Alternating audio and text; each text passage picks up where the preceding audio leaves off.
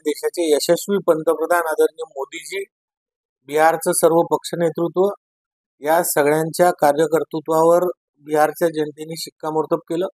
विकासाला त्यांनी शिक्कामोर्तब केलं आणि हे दाखवून दिलंय की आता जनता फक्त आणि फक्त विकास करणाऱ्याच्या पाठीशी राहणार आहे आणि असंख्य कार्यकर्त्यांचे जे परिश्रम आहे ते फळाला आहे. मी सर्वांचं अभिनंदन करतो. महायुतीचा फॉर्म्युला सर्व स्तरावर आतापर्यंत आपण ऐकलं असेल, सर्व नेत्यांनी सांगितलंय की स्थानिक स्तरावर तिथली परिस्थिती पाहून आपण युती करावी. त्यामुळे इथे सर्व आमचे जिल्हाध्यक्ष एकमेकांशी चर्चा करतात आहे आणि अंतिम क्षणी युतीचा फॉर्म्युला येईल समोर. माझ्याही कानावर आलाय, पण आता त्यांचे जे नेते आहेत ते आमच्याशी बोलतात आहे आणि खालचे कार्यकर्ते त्यांच्याशी बोलतात आहे. त्यामुळे काही दिवसात फायनल निर्णय होईल. केंद्रीय मंत्र्यांनी या संदर्भात स्टेटमेंट केलेलं आहे. खामगावमध्ये असं माझ्या तरी कानावर आलं नाही, पण असेल तर मग आता त्यांचा निर्णय असेल तर मला काही माहित नाही. हो, आमची स्वतंत्र लढण्याची तयारी आहे. त्यांनी जर असा निर्णय केला तर आम्ही निवडणूक सोडणार थोडीच आहे. आम्हाला तर निवडणुकीला सामोरे जावंच लागेल, फेस करावंच लागेल. आपण पहा, भारतीय जनता पार्टी 24 तास कोणत्याही परिस्थितीला सामोरे जायला तयार असते. सर्व कार्यकर्ते तयार असतात. आम्ही आमचे दार उघडे ठेवलेले आहे.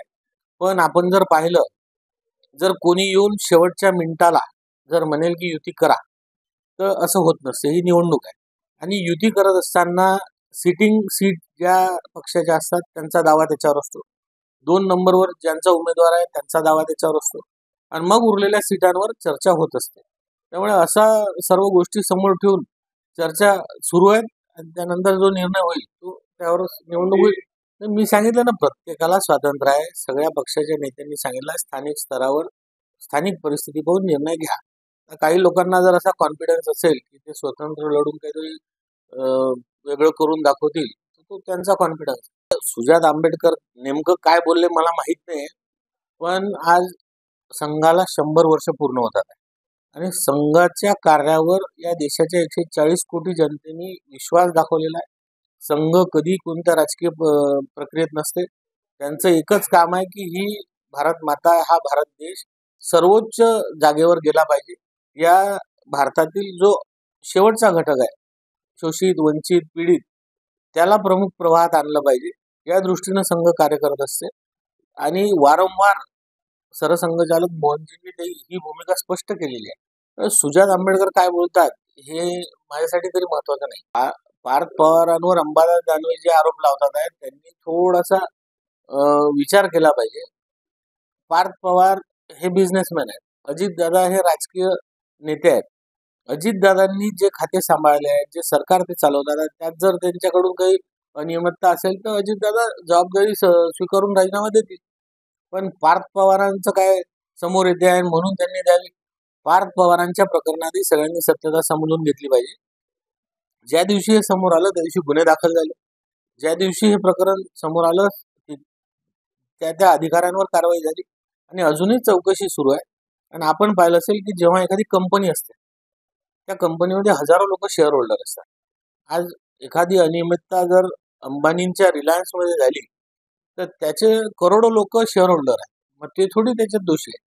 त्यामुळे चौकशी अंती समोर येईल आणि देवेंद्रजींनी सांगितलंय की चौकशी अंती जोही दोषी असेल त्याच्यावर कारवाई होणार म्हणजे होणार. मी काय सांगितलं आपल्याला, पब्लिक लिमिटेड कंपनी जरी असली, 99% शेअर त्यांचे जरी असले, तरी जी मॅनेजमेंट करणारी बॉडी असते, जे निर्णय करणारे असतात, जे सही करणारे लोक असतात, ते पार्थ पवार नव्हते. तुम्ही पार्थ पवारांच्या कुठे सह्या दाखवा.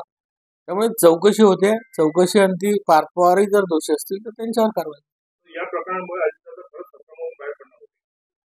मला तरी कल्पना नाही असं काही ते बाहेर पडणार. अंबादास दानवेंचा प्रॉब्लेम हा झालेला आहे की आता ते पुन्हा आमदार होतील की नाही, विरोधी पक्ष नेते होतील की नाही, गॅरंटी उरलेली नाही. संख्याबळ तेवढं नाही आहे. MLCची आता नवीन निवडणुका नाही आहेत. पण आता खाली वेळ आहे तर काहीतरी त्यांना लाईमलाईटमध्ये राहायचं आहे तर ते असे आरोप करतात. आतापर्यंत आम्ही सर्वांचे इंटरव्ह्यू घेतले आहेत, सगळ्यांशी आमचं बोलणं चालू आहे. प्रभाग रचना बदललेली आहे, त्यामुळे सर्व प्रभागांमधल्या कार्यकर्त्यांचं मत जाणून घेणं सुरू आहे. त्यानंतर आम्ही निवडणुकीला सामोरे जाऊ आणि मला विश्वास आहे की खामगावची जनता पुन्हा एकदा भारतीय जनता पार्टीला आशीर्वाद देईल.